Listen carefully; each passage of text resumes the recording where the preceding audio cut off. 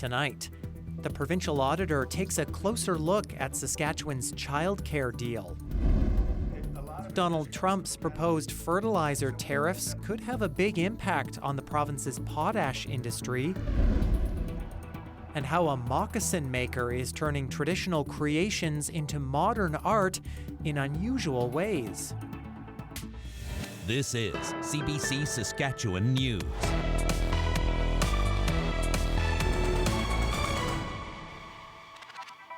It is Tuesday, December 9th, and the CBC Saskatchewan News starts right now.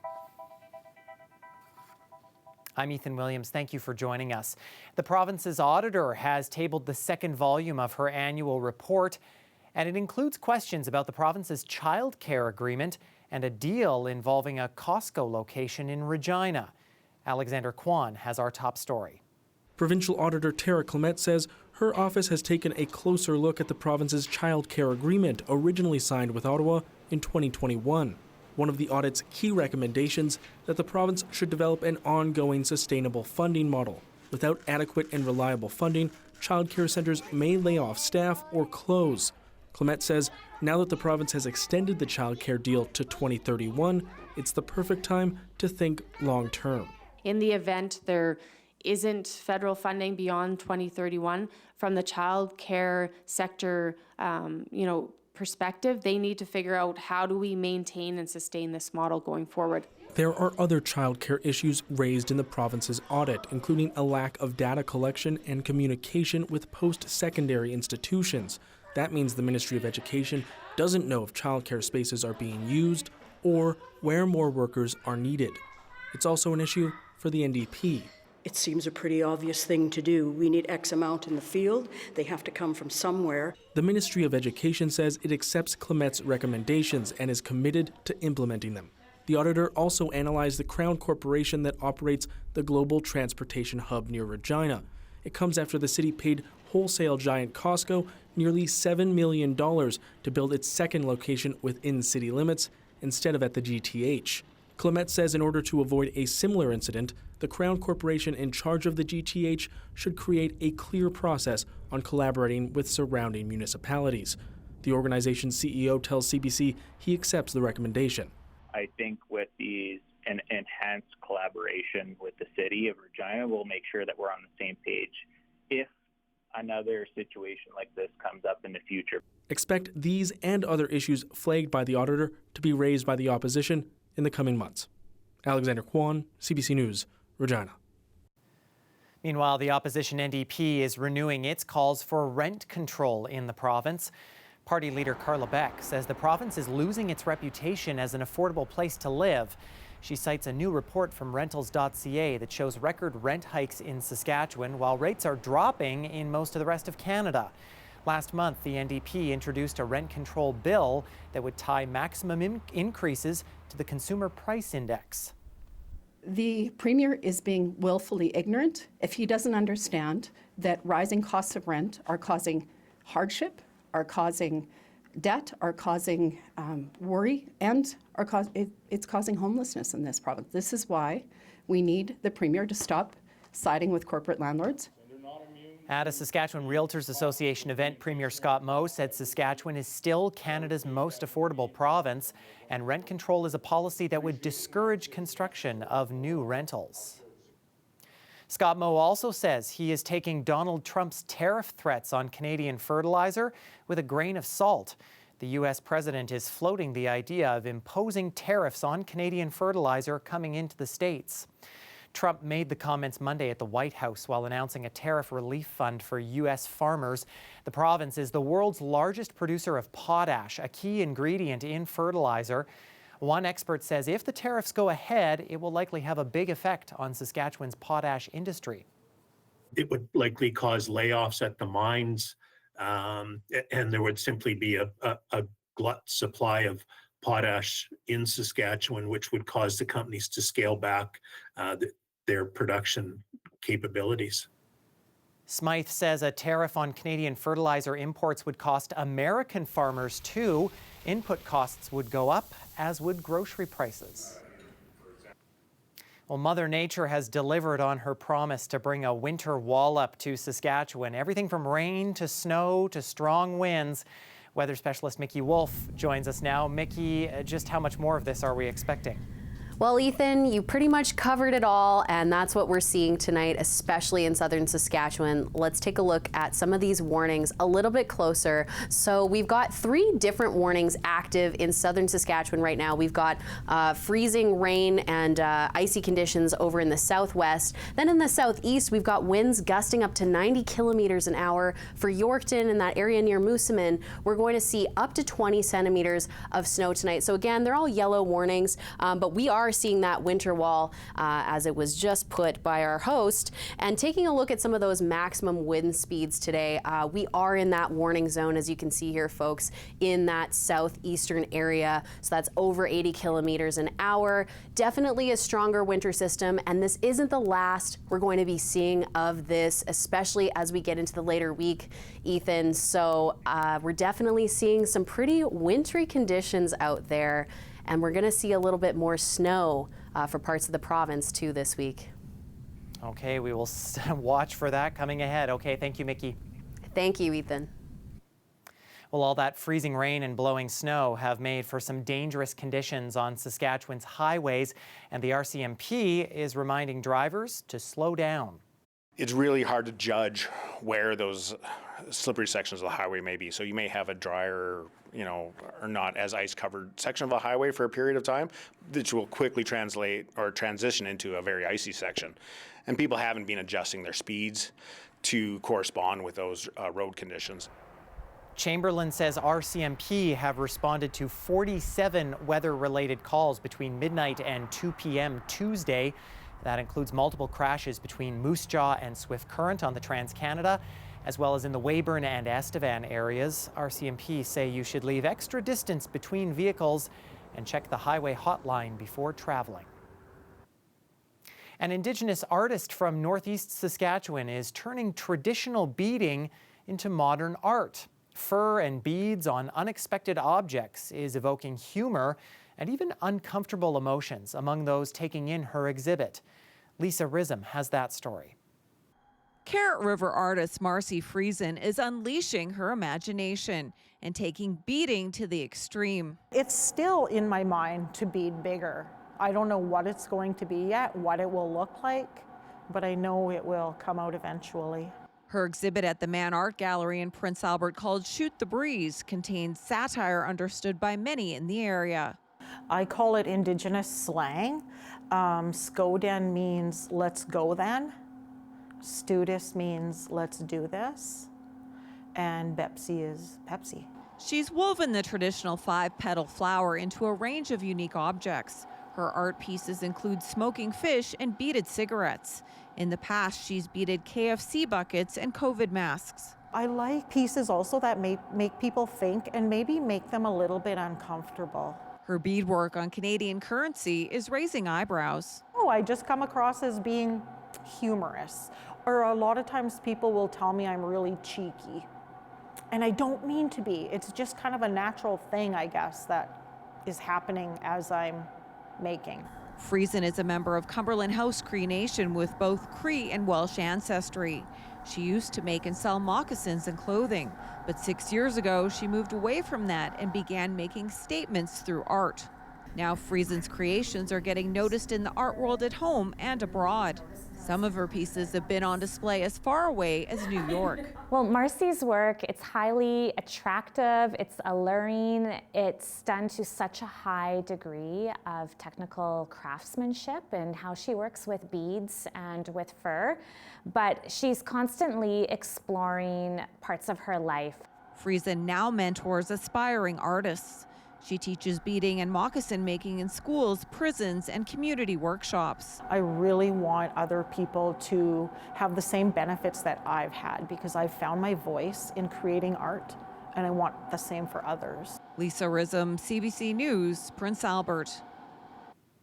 Well, less than a month after the Saskatchewan Roughriders were crowned Grey Cup champions, we now already know when they're going to be playing next season.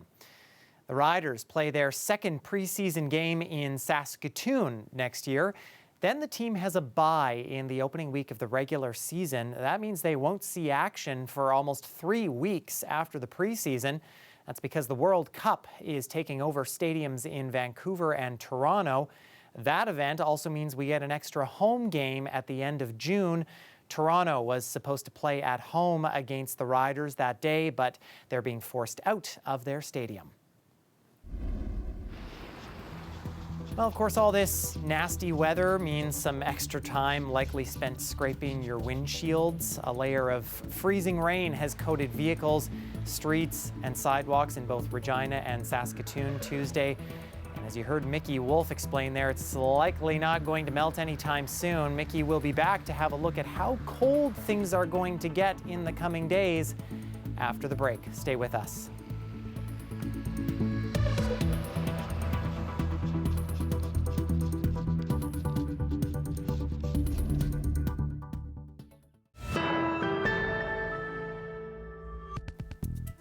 The Victoria Cross is the highest honor for Valor in the Canadian Armed Forces, yet it hasn't been awarded in more than 80 years. Despite a special version of the medal being minted in 1993, no one has received it. But as Alex Kozrowski reports, that could soon change, and it could be awarded in this province. 25 of Canada's most exceptional veterans are being considered for the highest decoration in the Canadian Armed Forces. One of them is Saskatchewan-raised William MacDonald. He is recognized for his service in multiple conflicts, including the infamous Battle of the White School in Afghanistan back in 2006. What essentially happened was there was 14 Canadians, I was one of them, and we did a dismounted assault on an enemy stronghold, not really expecting the volume of enemy fighters that we ran into, and it turned out there was between 200 and 250 of them. MacDonald grew up in Regina. He joined the Royal Regina Rifles Reserve Regiment when he was just in grade 10. After that, he transferred to Princess Patricia's Canadian Light Infantry. With that regiment, he was placed in active combat multiple times, including in Afghanistan, where he earned the second highest decoration, the Star of Military Valor. I was attached to them sort of at the last minute to assist with this assault. And they looked at me and they were like everybody else is wounded, you have to be in charge now. And so to a certain extent, you know, maybe my ego took over and I couldn't allow myself to quit and to let those soldiers down. MacDonald was at the provincial legislature last week when MLAs unanimously voted to support a committee review of the medal situation. MacDonald was joined by his friend and fellow veteran James Sinclair, who hopes the award will come back. It's important for right now with the way Canada is from coast to coast to coast. If we can get these files opened up and have an honest look at them without politics being involved, and all the checks are filled into the boxes, and whoever gets awarded a Victoria Cross, and I hope it's Willie, but if it's not and somebody out there gets it, it's a win for Canada. The petition to create an independent review committee will hit the House of Commons in March, and it could bring MacDonald one step closer to being honored with the highest decoration in the Canadian Armed Forces. Alex Kozrowski, CBC News, Regina.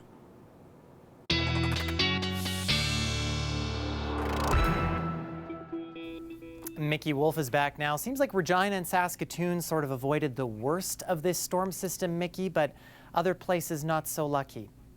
Ethan, you're absolutely right about Regina and Saskatoon managing to squeak out without seeing some of that more nasty weather today. But let's take a look at where the province lies right now in terms of our skies. We're seeing that heavy snow happening in the southeast corner of the province. That should be making its way out by tomorrow morning. And we are seeing clearer skies over Saskatoon and Regina tonight. But taking a look at our week, we may not see those clearer skies for too much longer, so we will have a little bit of clear skies tomorrow before that snow comes through for the evening. And then again, we've got that second wave of snow coming through on Thursday before things clear out but get quite frigid Friday. And then again, we're seeing more snow in the southwest corner of the province. But let's get a little bit more specific about how this will be falling. So into Thursday, we're going to see pretty heavy amounts happening across the central region and the south region. So we're looking looking at up to 11 centimeters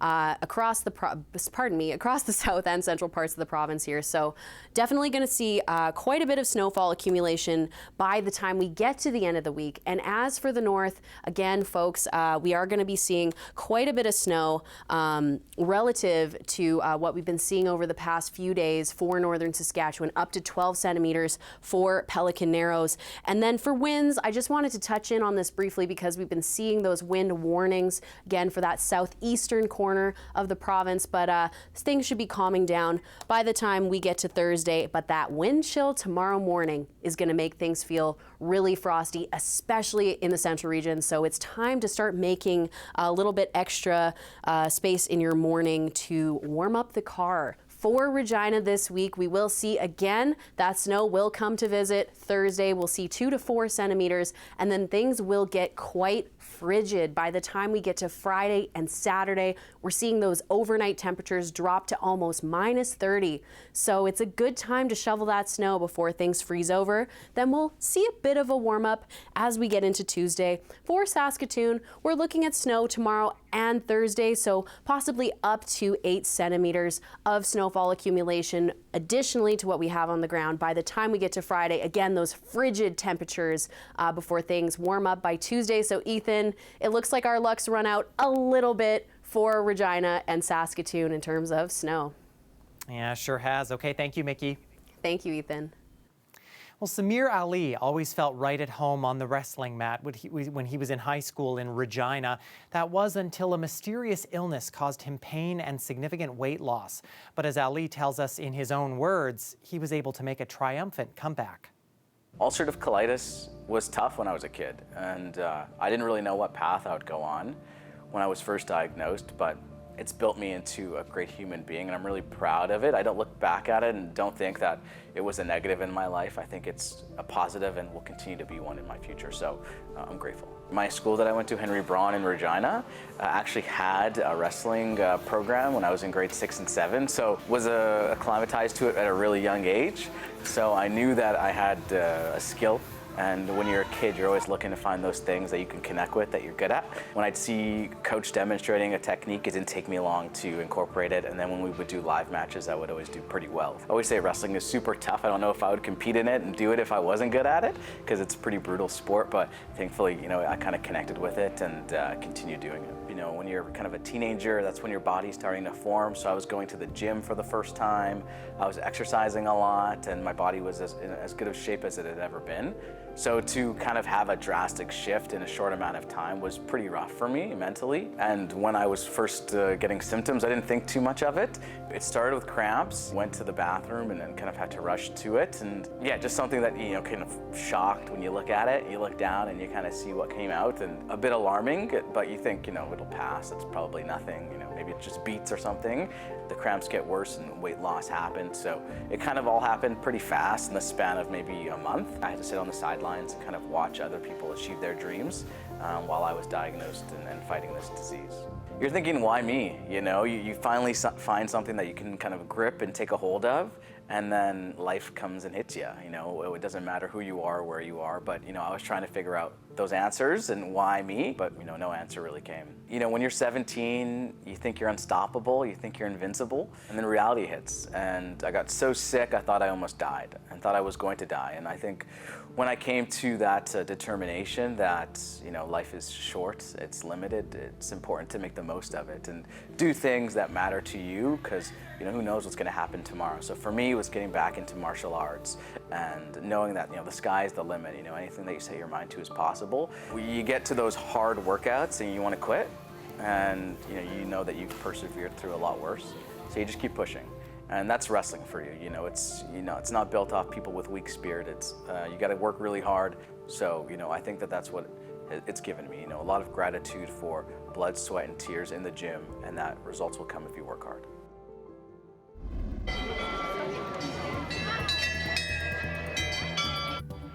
Well, this Christmas market in Croatia's capital has been ranked the best in Europe 3 times in the past. Visitors can wander around lighted walkways and pop into holiday-themed market stalls. You can also stop to fuel up on Croatian sausages and cabbage rolls before catching a live performance, or go for a spin on the ice. Stay with us. We're back after the break.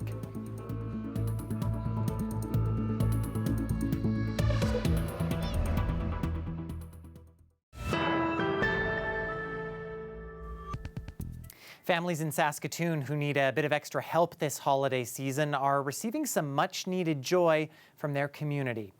The YMCA of Saskatoon says its Angel Tree program has had another successful year of collecting gifts for children.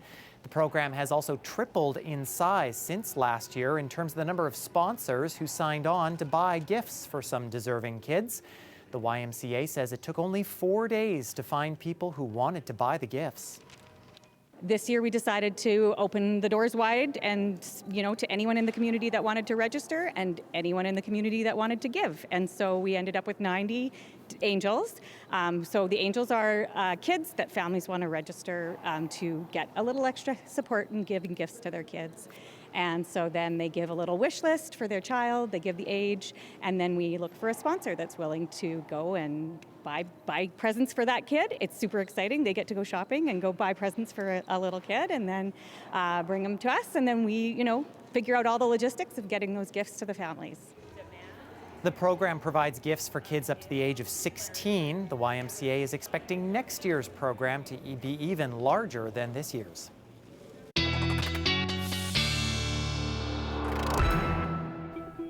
And Mickey, I feel like it's going to get pretty cold for those angels to be going out and delivering those gifts.